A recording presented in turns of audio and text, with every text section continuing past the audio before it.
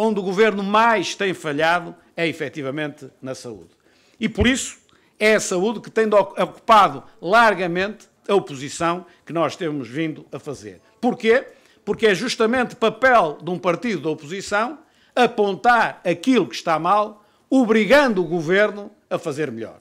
Só que à medida que o tempo avança, está claro que por mais oposição que nós possamos fazer, o Governo não está capaz de fazer melhor.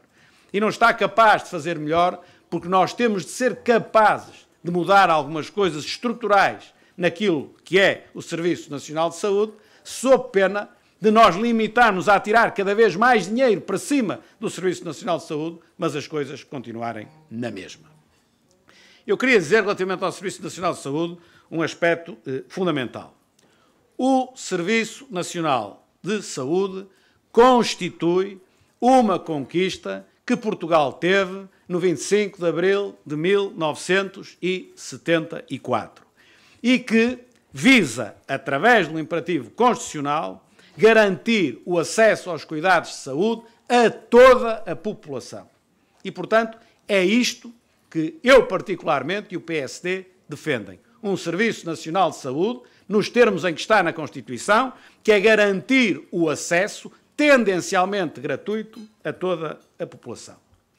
E, portanto, a pergunta que eu faço, e a pergunta que o PSD faz, e a pergunta que os portugueses devem fazer é esta. O Estado está a cumprir a Constituição? O Estado está a oferecer o acesso a todos de forma tendencialmente gratuita? Ou o Estado, ele próprio, não está a cumprir a Constituição da República? E se nós fizermos um diagnóstico à situação em que se encontra o Serviço Nacional de Saúde, que tem problemas de ordem conjuntural, agravados por este Governo, e problemas de ordem estrutural, que já vêm de trás, nós seguramente que temos dificuldade em achar que a Constituição está a ser efetivamente bem cumprida. As listas de espera para cirurgias crescem permanentemente e, neste momento, ultrapassam, são mais de 200 mil pessoas à espera de uma cirurgia. As listas de espera para consultas crescem permanentemente e há muitos portugueses, muitos doentes, que esperam bem mais de um ano para conseguir uma consulta. Muitas das urgências, e eu já tive oportunidade de visitar muitas delas, não têm condições de dignidade, nem para os doentes, nem para os profissionais que trabalham nessas urgências. Mais de 700 mil portugueses não têm médico de família, particularmente os mais desprotegidos. A rede de cuidados continuados continua em déficit face ao envelhecimento que tivemos e que vamos continuar a ter da população. O déficit no acesso aos cuidados paliativos é uma das faces cruéis daquilo que é hoje a performance do Serviço Nacional de Saúde. E até já há, como todos sabemos, crianças e adultos a fazer quimioterapia em corredores e em contentores. Para que isto assim seja, tem de acontecer alguma coisa. E acontece. Acontece falta de investimento, acontece falta de manutenção dos equipamentos e do edificado, acontece falta de planeamento, acontecem falta de recursos humanos e fraca gestão dos recursos humanos que existem, faltam médicos no interior e até nos grandes centros urbanos, em algumas especialidades, faltam médicos. Faltam enfermeiros e os que trabalham ainda têm de fazer algum trabalho administrativo para lá do trabalho de enfermagem. Não há carreiras profissionais para os enfermeiros e, portanto, não há incentivo, há uma desmotivação das pessoas que trabalham no Serviço Nacional de Saúde. Falta o reconhecimento ao mérito das pessoas e o que é mais grave em termos de futuro é a dificuldade de acesso à especialidade dos jovens médicos, o que quer dizer que nós podemos estar a perder um know-how elevadíssimo que temos, porque os jovens médicos não vão ter a oportunidade de fazer a carreira que queriam fazer e que deveriam fazer e que nós precisamos que eles façam. E os salários dos médicos, isto é uma contradição notável, os salários dos médicos no privado são mais altos que no público. Por isso, os médicos não concorrem ao público e concorrem ao privado. No entanto, eles no privado os salários são mais altos porque o público assim o quer. Ou seja, porque como o público não presta o serviço, as pessoas vão ao privado. E como ao privado presta serviço, fica em condições de contratar mais. E como contrata mais, contrata por melhor preço. E o público cada vez está pior. Portanto, é o público que está a fornecer ao privado a possibilidade de retirar os profissionais que o próprio público precisa. Portanto, isto não pode, naturalmente, continuar assim. Mais ainda, e depois recorrem a empresas privadas de serviços médicos para colmatar estas deficiências, gastando muito mais dinheiro do que se contratassem os médicos que precisam para o quadro. A ineficiência e a ineficácia do Serviço Nacional de Saúde, que lendo, enfim, muitos artigos, se estima entre 15% a 20% ou mais por cento daquilo que é despesa, e isto não diz um autor, nem dois, nem três, é aquilo que é uma estimativa, naturalmente que não sabemos se é 17,83% ou se é 22,35%, mas é algo que está acima dos 15% seguramente e na roda dos 20%. Se nós pegarmos nos números de 2018, 1.500 milhões de euros é o que os 15%, é o que os 15% a 20% mais ou menos podem significar, são 0,75% do PIB, mais ou menos. 0,75% do PIB, grosso modo, é o déficit do Estado. O déficit do Estado, grosso modo, o Governo escreveu 0,9%, diz que vai conseguir 0,7%, andamos por aqui, mais ponto, menos ponto. Ou seja, aquilo que é o desperdício estimado no Serviço Nacional de Saúde anda mais ou menos em torno daquilo que é o déficit público previsto para 2018. Pior ainda vamos ter a sustentabilidade do Serviço Nacional de Saúde, se nada for feito, cada vez a degradar-se mais. O crescimento da despesa foi sempre, há anos, que é superior ao crescimento do Produto Interno Bruto. O envelhecimento da população que se tem verificado vai-se agravar. O aumento da incidência das doenças crónicas, que hoje representam 75% da despesa no Serviço Nacional de Saúde, tende a agravar-se. A evolução tecnológica tende a melhorar, pelo que os custos tendem a agravar-se, a não ser que queiramos ficar para trás e continuar com equipamentos rapidamente obsoletos. E o déficit do Serviço Nacional de Saúde é um déficit crescente ao ponto de, em dezembro de 2015, a dívida do Serviço Nacional de Saúde vencida, a mais de 90 dias, para mim até é uma coisa, enfim, benévola, vencida há mais de 90 dias, eu sou um bocado rigoroso nisto, acho que vencida é mais de 30, mas pronto, é o que se convencionou, a mais de 90 dias, passou de 853 milhões para 1.160 milhões, portanto agravou 36% desde que este Governo entrou em funções e hoje a dívida total anda à roda quase dos 2.000 milhões, 1,9 mil milhões de euros. No meio disto tudo, temos um Governo que decide, de uma forma atabalhoada, meramente por razões político-partidárias, baixar as 40 horas de trabalho para as 35 horas de trabalho, sem nada preparar e gerando um completo caos no Serviço Nacional de Saúde, como nós temos vindo a saber. E, finalmente, o dado terrível para quem diz que quer, ou pode dizer que quer cumprir a Constituição da República, que é que 2,7 milhões de portugueses têm seguro de saúde. Se 2,7 milhões de portugueses têm seguro de saúde, eu pergunto, para quê? Porque na Constituição o Estado garante serviço de saúde a todos, tendencialmente gratuito. Então pagam o IVA, pagam o IRS, pagam o IRC, pagam tudo e mais alguma coisa. E depois ainda pagam o seguro de saúde, porquê? Justamente porque percebem que o Estado não oferece o acesso que constitucionalmente está obrigado a dar às pessoas, particularmente aos mais desfavorecidos. Não são aqueles...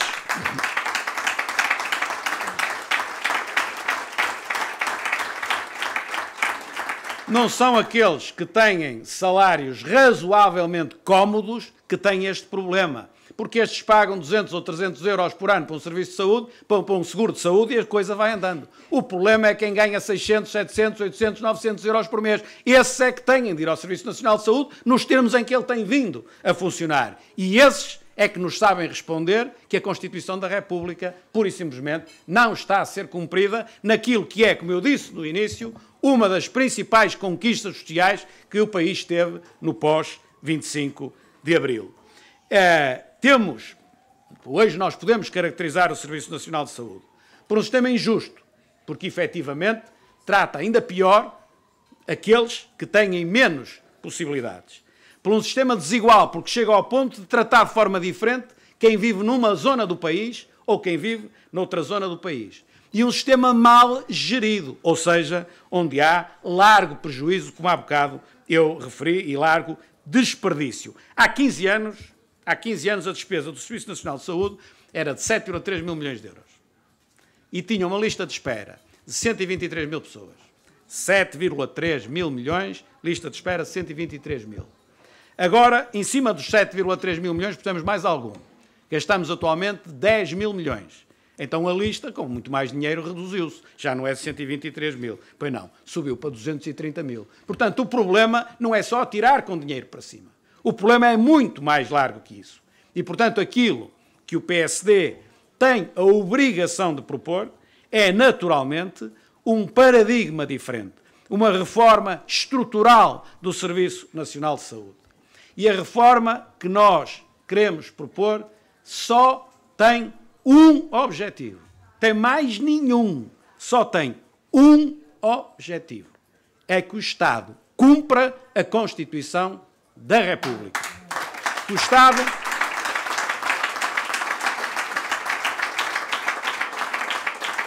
o Estado dê acesso aos serviços de saúde de forma tendencialmente gratuita a todos os portugueses, independentemente do sítio onde vivem ou dos rendimentos que têm. É isto que está na Constituição, é isto que não está cumprido, é isto que quem está no Governo tem a obrigação de encontrar soluções para caminhar no respeito pela Constituição.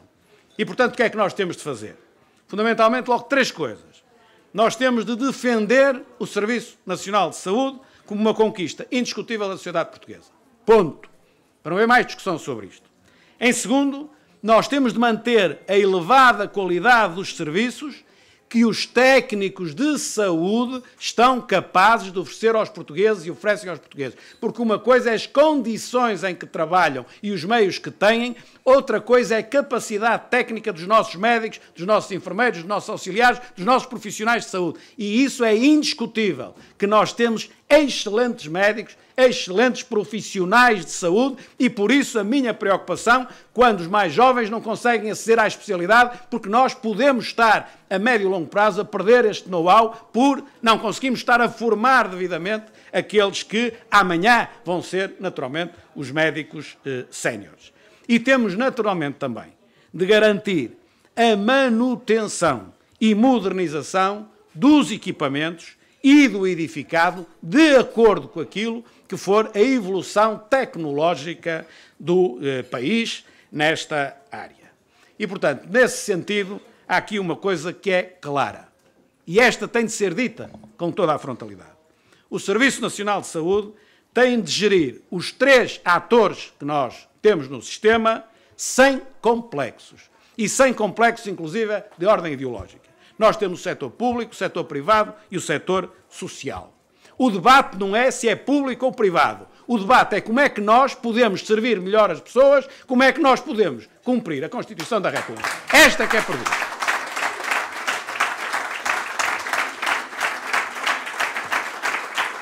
Não é importante para a senhora ou o senhor que está há 5 ou 6 ou 7 meses à espera de ser operado, se o serviço é público, é privado ou é social ou o quê. O que ele quer é ser operado e o que quer é ter o seu problema resolvido e não quer.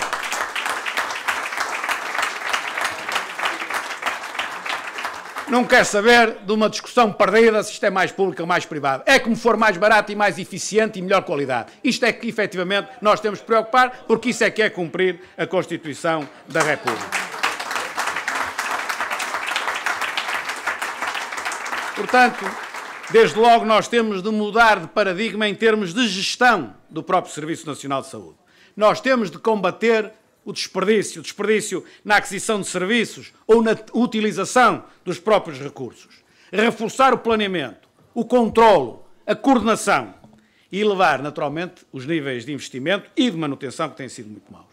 Nesse sentido, e para mim isto é das coisas mais simples de dizer, dada a minha formação profissional, primeiro, nós temos de reforçar a autonomia das administrações hospitalares. Porque se nós não reforçarmos a autonomia das administrações hospitalares, não podemos pedir responsabilidades às pessoas.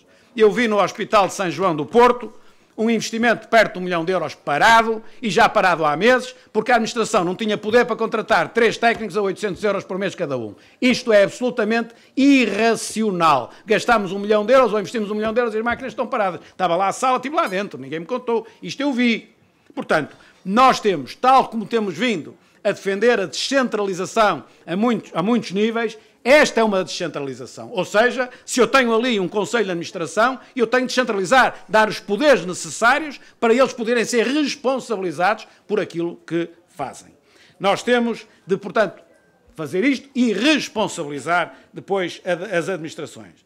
Nós temos de estabelecer rácios de gestão e objetivos, de modo a que se possa comparar os melhores com os piores e pressionar os piores a ficar, se não como aos melhores, pelo menos como a média. Seja, e esses rácios avaliados, seja a nível nacional, seja a nível internacional, seja a nível público, ou seja a nível privado. Se uns são capazes, os outros também têm de ser capazes. E temos, naturalmente, de criar um sistema de incentivos e de penalizações para as administrações que conseguem ou não atingir os objetivos a que estão obrigados a atingir. E, portanto, nós temos de abrir o Serviço Nacional de Saúde. O Estado não tem que fazer tudo. Produzir, planear, empregar, financiar, fiscalizar. Não tem que fazer tudo. O Estado tem de ser o elemento central do Serviço Nacional de Saúde. Mas a sua função primeira é o cumprimento da Constituição da República, tal como disse. A sua função primeira é gerir as coisas da melhor forma e da forma que melhor servem as populações. E por isso o Estado tem de manter e deverá manter todas as suas funções, mas deve implementar mais concorrência no sistema. Esta é que é a palavra-chave. Porque se não houver concorrência no sistema, entre público e privado, e entre público também, quando nós temos um hospital público que tem determinados rácios e outro com as mesmas condições tem outros rácios muito piores, também aqui nós temos naturalmente de obrigar as administrações a serem tão competentes quanto são as outras. E o elemento privado aqui também é importante, porque o elemento privado é o elemento que também traz outros rácios, que deixem-me dizer-vos uma coisa, que poderei não ter razão e ser já até fruto do tempo ou da idade. Mas eu não me consigo afastar esta ideia da minha cabeça. Eu não consigo aceitar isto, que o privado é necessariamente melhor que o público. Se o privado consegue fazer bem, o público tem de conseguir também. Não posso aceitar que o público não consiga.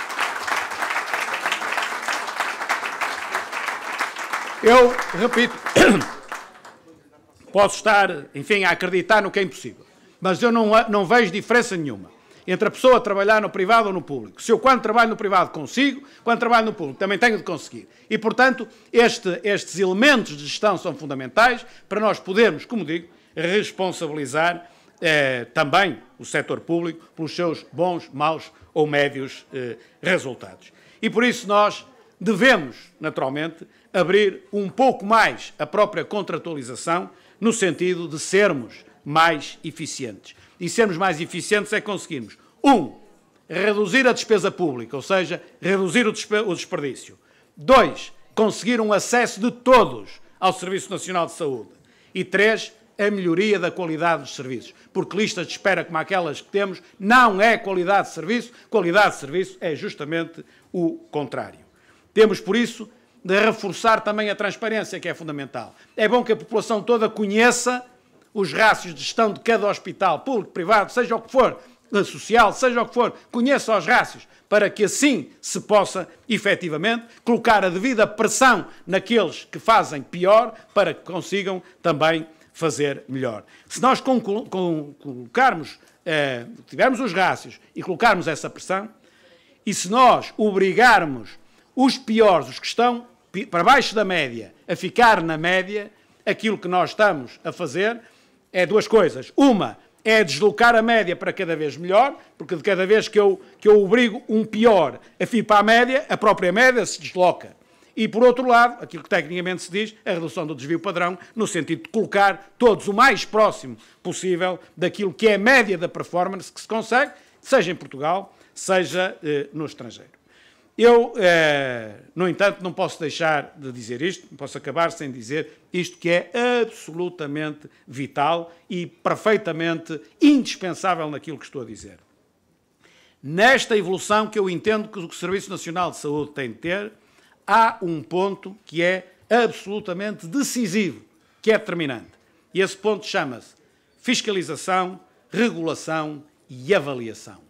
Sem uma fiscalização e uma regulação e uma avaliação como deve ser, obviamente que aquilo que nós estamos a fazer é permitir tudo e mais alguma coisa, e isso não. Porque abusos todos nós sabemos que há, seja no público, seja no privado. E, portanto, nós só podemos estar confortáveis se tivermos instituições públicas que fazem essa fiscalização e essa regulação. Aquilo que se faz no público e no privado tem de ser comparável, tem de ser diretamente comparável, quer em quantidade, quer em qualidade. Só assim é que tudo isto é sério. Caso contrário, isto naturalmente não é sério. E, portanto, não está aqui ninguém para facilitar a vida aos privados, para ganharem dinheiro à custa do serviço público. Não é isso que estamos a fazer. Ou são capazes, ou têm capacidade, ou têm racionalidade na gestão e prestam um bom serviço e servem, ou se não é para isso, então não servem.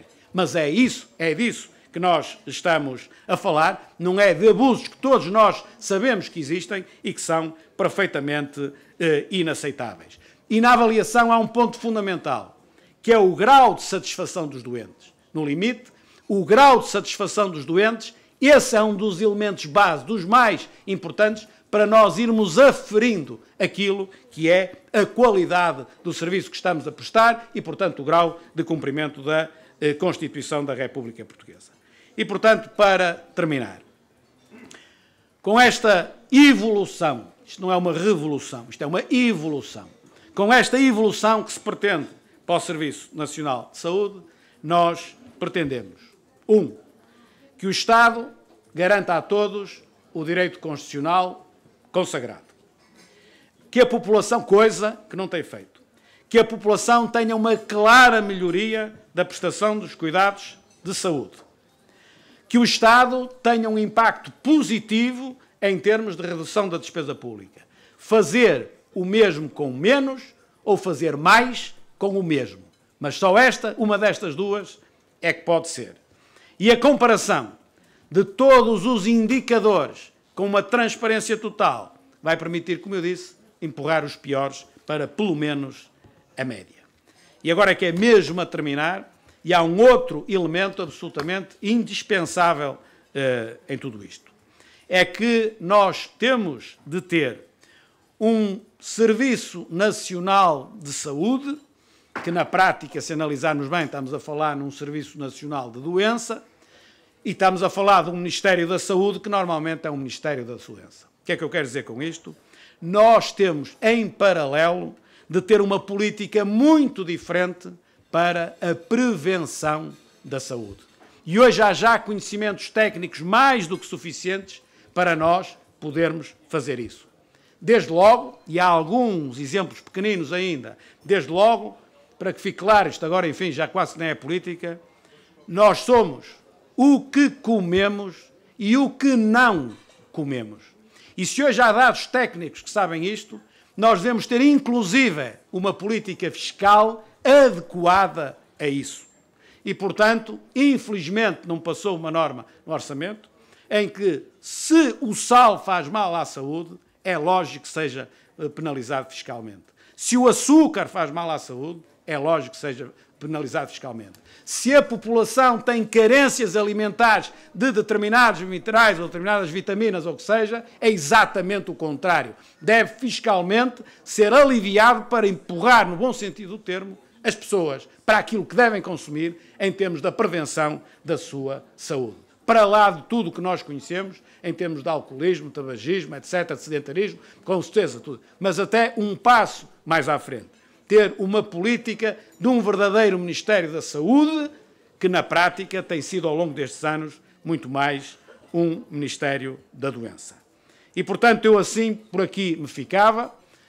Achei que era importante, antes de irem de férias, que eu não vou bem de férias, irei um bocadinho, mas enfim, não tanto tempo assim, não deixar que todas as críticas que o grupo parlamentar fez e bem ao Governo, que eu próprio fiz, e acho que bem ao Governo, não fique apenas pela destruição, mas fique também pela construção de uma alternativa e a construção de ideias para que os portugueses, que hoje não têm dúvida nenhuma que o Estado não está a cumprir, que o Governo não está a cumprir com eles em matéria daquilo que é fundamental para a sua vida, que é a sua saúde, podem confiar numa alternativa que não se limita a dizer mal, mas que diz frontalmente aquilo que entende que deve ser feito numa matéria que é absolutamente crucial para as suas vidas.